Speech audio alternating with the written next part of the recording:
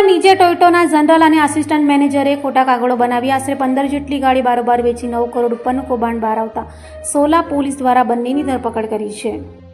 આ આખી છેતરપિંડીની વિગત જોઈએ તો ગ્રાહકો પાસેથી અલગ અલગ મોડલની જૂની ગાડીઓ નંગ 15 કે જે શોરૂમ કંપની દ્વારા ખરીદ કરેલ નથી તેમ છતાં કંપનીના નામે ખરીદ કરી તે ગાડીઓ બારોબાર વેચી નાખી તે પેટેની રકમ જે તે ગ્રાહકોને ન આપી કે કંપનીમાં જમા ન કરાવી ₹9 કરોડ 71,43,307 જેટલી માતબાર રકમ પૂર્વ આયોજિત કાવતરું રચી બારોબાર ગેરકાયદેસર રીતે મેળવી કંપની તથા કંપનીના ગ્રાહકો સાથે છેતરપિંડી વિશ્વાસઘાત કર્યાની ફરિયાદ તારીખ 4ના રોજ CEO રજનીશભાઈ સુભાષભાઈ અરોરા દ્વારા કરવામાં આવી હતી। આ કંપની 3 શોરૂમ પૈકી એક શોરૂમ સોલા અમદાવાદ શહેર ડીજે ટોયોટાના નામથી આવેલ છે, જેમાં 3 વિભાગ યુ ટ્રસ્ટ કે જે યુઝડ કાર ખરીદ કરવાનું કામકાજ કરે છે, જેમાં સમી જીતેન્દ્ર કુમાર શર્મા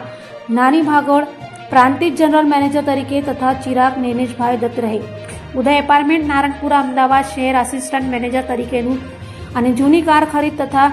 વેચાણ કરવાનું તમામ કામકાજ સંભાળતા હતા। કંપની દ્વારા કરાયેલ ઓડિટમાં કુલ 53 અલગ અલગ મોડલની ગાડીઓ જે કંપનીએ ખરીદી હતી તે મળી નહોતી। આ સિવાય અન્ય 15 ગાડીઓ કે જેના નાણાં કંપની દ્વારા ચૂકવેલ નથી તે ગાડીઓ વિવિધ ગ્રાહકો પાસેથી મેળવી બારોબાર વેચી તેની રકમ કંપની કે જે તે ગ્રાહકોને આપેલ નથી એમ મળી કુલ અલગ અલગ 68 ગાડીઓ મિસિંગ હતી। જે ગાડીઓ અંગે સમીર તથા ચિરાગ દત્તની પૂછપરછ કરતા તેઓએ આ ગાડીઓ કંપનીની જાણ બહાર અન્ય ડીલરો તથા વ્યક્તિઓને વેચી આપી પૈસાની છેતરપિંડીનું બહાર આવતા જેની ફરિયાદ કંપની દ્વારા સોલા પોલીસમાં કરતા પોલીસે આ બંનેની ધરપકડ આગળની કાર્યવાહી હાથ ધરી છે। તે ગાડી ખરીદવાનું કામ કરતો અને ત્યારબાદ આ ગાડીઓ તેમના સ્ટાફ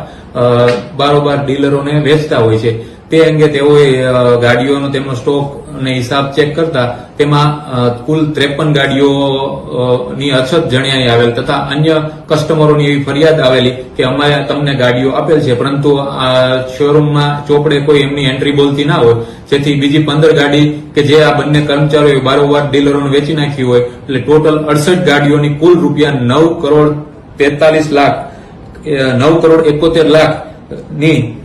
₹9,71,43,000ની ફરિયાદ નોંધાયેલ છે, જેમાં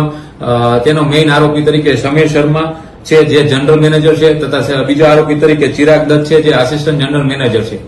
આપણે શું કાર્યવાહી હાથ ધરી? હાલ બંને આરોપીને ગુનાના કામે ધરપકડ કરેલ છે, તેઓની પૂછપરછ ચાલુ છે।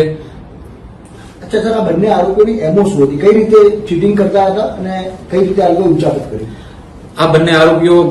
કોઈ પણ કસ્ટમર ત્યાં ગાડીઓ વેચવા માટે આવે તો તેઓની પાસેથી ગાડીઓની જે માર્કેટ વેલ્યુ હોય તેના કરતા ઊંચા ભાવે ગાડીઓનો ભાવ એમને ઓફર કરતા, જેથી કસ્ટમર તેમને ગાડીઓની સેલ વેચવા માટે સંમત થઈ જતા। ત્યારબાદ આ ગાડીઓ જે સેકન્ડ હેન્ડમાં એમને ખરીદી હોય તે ગાડીઓ કોઈ પણ ડીલરને સસ્તા ભાવે તાત્કાલિક પૈસાની જરૂરિયાત હોય જેથી સસ્તા ભાવે ડીલરને ઓફર કરતા, જેથી ડીલર તેમને તાત્કાલિક પૈસા આપતા। જે પૈસા કસ્ટમર કંપનીમાં આ લોકો ડીજે ટોયોટામાં જે ડીલર પાસે પૈસા આવે તે કોઈ બીજી ગાડીઓના